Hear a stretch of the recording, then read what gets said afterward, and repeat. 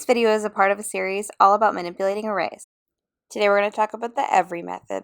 Let's say we have an array with all of our friends in it and we just asked who wants to go to this restaurant you picked out. If one person says no to going to this restaurant, the friend group will choose somewhere else to go.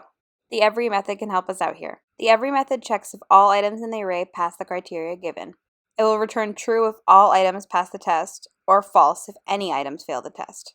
Let's talk about the every method syntax. This variable will either be true or false depending on the outcome. This is the call to the every method itself. This is the function which each item will be iterated through. If each item passes the criteria, true will be returned, otherwise false will be. Let's dive into some code. Here is the array of our friends. Each item is an object with the keys name and wants to go to suggested place. We'll set the result to a variable called all want to go. Now we'll call our every method, and inside of the criteria, return if wants to go to suggested place is true.